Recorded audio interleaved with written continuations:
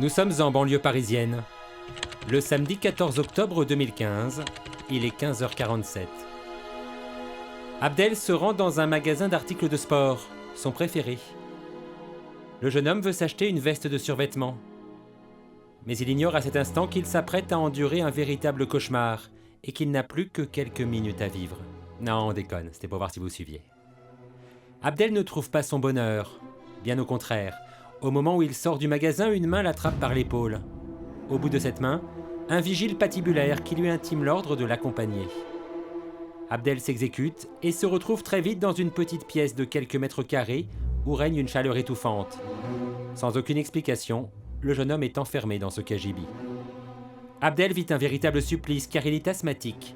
À plusieurs reprises, il appelle à l'aide, mais personne ne répond. Finalement, le vigile réapparaît et demande à Abdel de retirer ses chaussures. Il l'accuse de les avoir volées. Des chaussures qu'ironie du sort, Abdel avait achetées dans ce même magasin une semaine plus tôt. Mais le vigile ne le croit pas.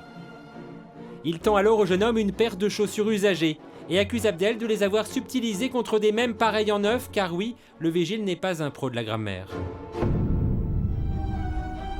Abdel tente de se défendre, il clame son innocence, la chaleur l'étouffe, il veut sortir, manque de s'évanouir, ne comprend pas, demande à parler à un responsable, il suffoque, implore, mais rien n'y fait. À bout de force, il tend à son geôlier sa carte de fidélité du magasin, prouvant qu'il est un client régulier et lui demande de visionner leurs vidéos de surveillance. Mais le vigile ne répond rien et abandonne une nouvelle fois Abdel dans ce réduit suffocant. Pour le jeune homme, les secondes durent des minutes, les minutes des heures, les heures des semaines, les semaines des années entières. Finalement, au bout d'une demi-heure, soit très exactement 30 minutes, Abdel est autorisé à repartir, sans un mot d'explication. Il décide alors de porter plainte au commissariat de police et en réfère à la direction du magasin, demandant un geste commercial en réparation de cette expérience traumatisante. Il n'obtiendra qu'un vague mail d'excuses. Bref, il a été pigeonné. En cas de flagrant délit, l'agent de sécurité peut vous retenir dans l'enceinte du magasin.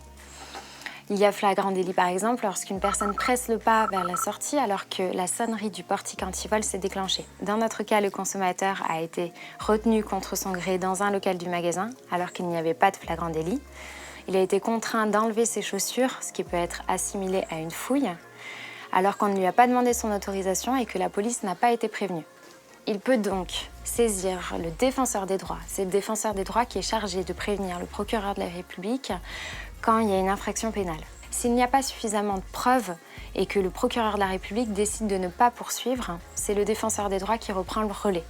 Il pourra alors proposer au consommateur une médiation si le magasin est d'accord.